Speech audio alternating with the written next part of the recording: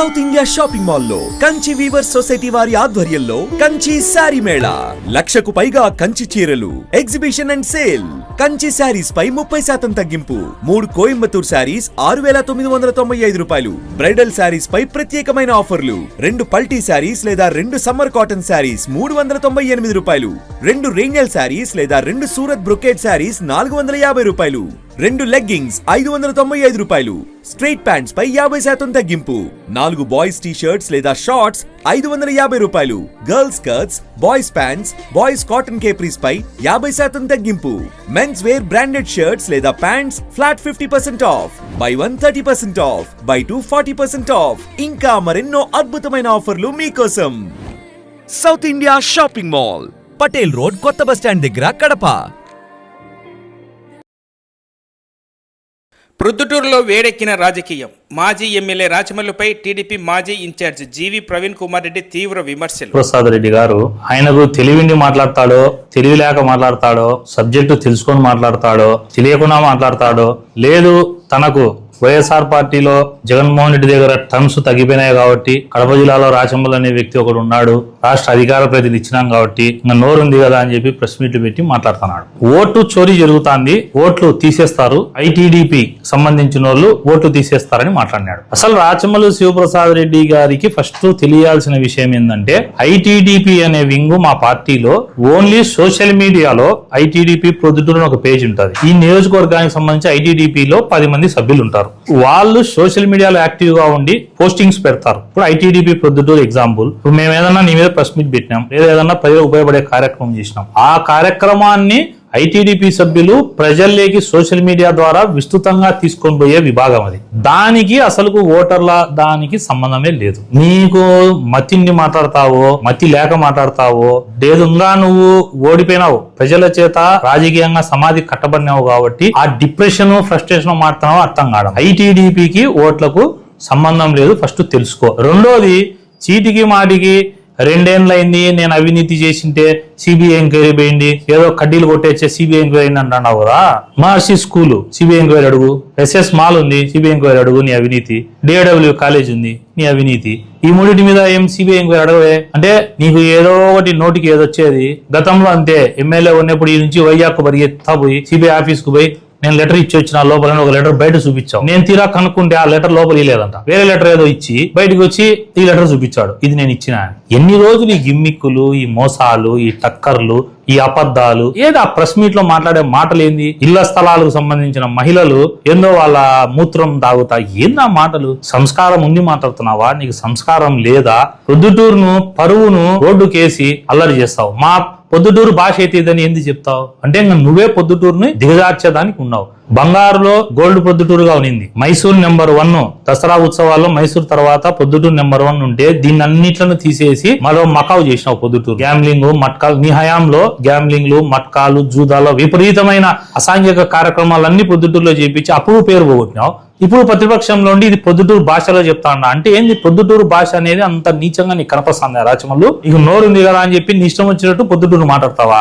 ఏ పొద్దుటూరు నీ ఒకంది అనుకుంటాడావా? ఇక్కడ మేము కూడా పొద్దుటూరులోనే పుట్టినాం. ఇట్లా నాలాగా లక్షల మంది ఉన్నారు పొద్దుటూరులో. వాళ్ళ మనోభావాలు దెబ్బతీసేటట్టుగా నీ ఇష్టం వచ్చినట్టు పొద్దుటూరు భాష అని మాట్లాడతావే. టౌన్ బ్యాంక్ కి ఈ రోజు నీ వల్ల దివాలా తీస్తాను. నువ్వు ఆ రోజు డబ్బు తీసుకొని నీ ఆ అవినీతిలో నీకు భాగం ఉంది కాబట్టి ఈ రోజు టౌన్ బ్యాంక్ దివాలా తీస్తాను. టౌన్ బ్యాంక్ లో డిపాజిటర్లకు కూడా విజ్ఞప్తి చేస్తాను నేను, వీళ్ళు ఆఫీసర్లు చెప్పేటి పొరపాటును కూడా నమ్మకండి. సంవత్సరానికి ఒక రోజు కంతు కట్టాము అంటే గనక బ్యాంక్ ఎట్లా లాభాల్లో ఉంటుందో మీరు ఊహించుకోండి. రెండవది, ఎవరైనా సరే పొద్దుటూరులో వేరే బ్యాంకుల్లో ఎక్కడైనా మీరందరూ పొద్దుటూరు ప్రజలు లోన్లు తీసుకునే వాళ్ళు ఉంటారు. ఎవరైనా నెల నెల ఈఎంఐ కడతారా, సంవత్సరానికి ఒకసారి కడతారా? అది ఆడ బ్యాంకు దివాలా. నీ వల్ల పొద్దుటూరు పరుగు పోతాంది, బ్యాంకు దివాలా, నీ అవినీతి. ఇన్ని చేస్తాండావు అరాచకాలు. నువ్వు ఒక అరాచకమైన వ్యక్తివి పొద్దుటూరులో. నీ వల్ల పొద్దుటూరు పరుగు పోతాంది, పొద్దుటూరుకు చెడ్డ పేరు వస్తుంది, పొద్దుటూరులో అభివృద్ధి ఆగిపోయింది, పొద్దుటూరులో అసాంఘిక కార్యక్రమాలు పెంచి పోషించినావు, తర్వాత ప్రజల ప్రాణాలు చెలగాలన్నావు. ఇన్ని రకాలైన పొద్దుటూరుకు నీ వల్ల నష్టాలు. పొద్దుటూరుకు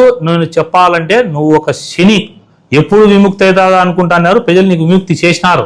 ఇంకా శాశ్వతంగా నీకు రాదు. రాజకీయంగా నువ్వు శాశ్వతంగా సమాధి కట్టబడినావు ప్రజల చేత. ఇప్పటికైనా మారి సిస్టమ్ లో పోతాడావా? నీకు స్ట్రైట్ గా ఒక క్వశ్చన్ అడుగుతాను. DAW కాలేజీలో మీ అన్నకు 15%, 20%, 25% ఎంతో నాకు పర్సంటేజ్ కరెక్ట్ గా తెలియదు. మీ అన్నకు భాగం ఉందా లేదా? ఫస్ట్ అక్రమ సక్రమ చెప్పు. DAW కాలేజీలో మీ అన్నకు భాగం ఉందా లేదా చెప్పు. మూడోది DAW కాలేజీలో అవినీతిలో నీకు వాటా ముట్టిందా, డబ్బు ముట్టలేదా? ఈ 3 దానికి నువ్వు ఆన్సర్ చెప్తావా? చీటికి మాటికి చంద్రబాబు నాయుడు గారి మీద, లోకేష్ గారి మీద, ప్రభుత్వ పథకాల మీద మేమేదో అబద్ధాలు చెప్పింటే ప్రజలు ఓట్లు వేసినారంటున్నావు. ఒక క్వశ్చన్ ఒక్కటే నేను ఎక్కువ నీకు చెప్పినా అనుకో, నువ్వు చేసినవి 100 ఉన్నాయి. రా శివాలయం కాడికి రా, చర్చ పెడదామంటే ఒక రోజున వచ్చినావా? ఇప్పుడు కూడా నేను మళ్ళా ఆహ్వానిస్తాడా. మనము డిస్కషన్ చేయాలనుకుంటే జగన్మోహన్ రెడ్డి ప్రభుత్వం బాగుందా, మా చంద్రబాబు నాయుడు గారి ప్రభుత్వం బాగుంది అని డిబేట్ చేద్దాం. నెంబర్ 2, నీ పరిపాలన ఎట్టుంది, తెలుగుదేశం పార్టీ ఇక్కడ ఎమ్మెల్యే గారి పరిపాలన ఎట్టుంది, ఈ రెండింటి మీద డిబేట్ చేస్తాం. నువ్వు రా. ఇంకొకటి, ఈసారి గన నువ్వు ఇష్టానుసారము ఇక్కడ నువ్వు ఏంటంటే అది మాట్లాడితే రుద్దుటూరును నువ్వు గన ముందు పెట్టి మాట్లాడి కించపరిచే విధానాలు చేసినావు అనుకో, నేనైతే సీరియస్ గా చెప్తానా, నీకు ప్రతి ఇంటికి కరపత్రం కొట్టి కరపత్రం పంచుతా. ప్రతి ఇంటికి పొద్దుటూరు నియోజకవర్గంలో ఎన్ని ఇళ్ళు ఉన్నాయో అన్ని ఇళ్లకు నీ వల్ల పొద్దుటూరుకి ఏం నష్టాలు జరిగితే కరపత్రం పంచుతా. నిన్న కడ్డీలు ఏదో మాయమైనావు అన్నాడు. ఈ కడ్డీలు ఆడిపోయినావు అంటే ఒక ప్లేస్ పోయినాయని చెప్పినాడు. నాకు అర్థం కాదు ఏంటంటే ఆ ప్లేస్ లో ఇతను భాగస్తుడే. ఏమన్నా ఆ పొద్దు కడ్డీలు ఎత్తేటప్పుడు టన్నుల్లో తేడా వచ్చింటది, నీకు పొట్లం ఇవ్వడంలో తేడా వచ్చింటది, ప్రెస్ మీట్ పెట్టింటావు. ఈ పొద్దు రేపో వాళ్ళు పొట్లం ఇస్తారు, మాట్లాడవు. ఆ కడ్డీల్లో భాగం 15% మీకు భాగం ఉందని నేను చెప్తా అంటే దాని వైపు ఆన్సర్ చెప్పాడు. ఏమన్నా అంటే ఆడ రాళ్ళు వేసుకున్నారు, మీరు కేసు పెట్టలే. పొద్దున్నగులు ఏంది పోలీసులు మాట్లాడుతున్నావు? రాళ్ళు వేసుకుంటే కాదు నాయన, మీ వాడు భూమిరెడ్డి వంశీధర్ రెడ్డి మేరవా మూర్తిని ఒక బీసీకి సంబంధించిన తలకాయ బొగలు కొడితే పోలీసులు కేసు పెట్టాలి. ఆడ ఏదో ఆడ 10 మంది ఆవేశంలో ఈ పక్క మా వాళ్ళు ఆ పక్క వాళ్ళు ఏదో తెలియక మిస్ కమ్యూనికేషన్ అయ్యి ఒకరికొకరు ఏదో ఒక 4 రాళ్ళు రువ్వుకున్నారో దాన్ని పట్టుకోనిలే. అది ఏందో పెద్ద ఈయనకు దేశ సమస్య అయినట్టు. ఈ రాళ్ళు ఎవరికన్నా తగులితే ఎట్లా? మా ఇంటి మీద ఇచ్చినావే, అప్పుడు వాళ్ళందరినీ పంపించి వీడియో చూపించిన. ఆ పొద్దు దారిలో మనుషులు లేదు, అప్పుడంతా ఇక్కడ ఉండే మనుషులంతా వేరే గ్రహానికి పోయినారు. చంద్రుడి గ్రహానికో ఇంకో గ్రహానికో పోయింటారు అప్పుడు ప్రజలు. ఎందుకంటే అప్పుడు ప్రజలు ఉండరు, రాజ్యములు పంపిస్తున్నాడు కాబట్టి అప్పుడు ప్రజలకు తగలవు దెబ్బలు. ఏందేందో మాట్లాడతావు, ఏంది అసలు నీ ప్రాబ్లం ఏందో నాకు అర్థం కాదంటే చెప్పు. మొన్న వచ్చి కడ్డీలు జరిగాల కల్లా అది ఏం జరిగిందో ఎంక్వైరీ జరుగుతుంది. మా ప్రభుత్వంలో వాస్తవంగా ఇప్పుడు ఏఈని అరెస్ట్ చేసినారు, అమ్మినోడు. దాని వెనకాల ఎవరు ఉండాలనేది ఇన్వెస్టిగేషన్ చేస్తారు, తీస్తారు. ఇదే వైసీపీ ప్రభుత్వం ఉంటే అరెస్ట్ చేయరు కదా. సరే చేసినారు, ఎవరు తప్పు చేసినారో, ఎవరు తప్పు చేసినా కూడా నేను కూడా దాన్ని తేల్చమంటాడా, తప్పు చేసినోని శిక్షించాలా. అయితే బంగారెడ్డి హుటాహుటిన ప్రెస్ మీట్ పెట్టడం, తర్వాత నువ్వు పెట్టావు. ఎస్ఎస్ మాల్ది చెప్పమంటే ఏం బంగారెడ్డి పలకడే. నువ్వు ఫస్ట్ మెంటల్ గా స్టేబుల్ గా కా.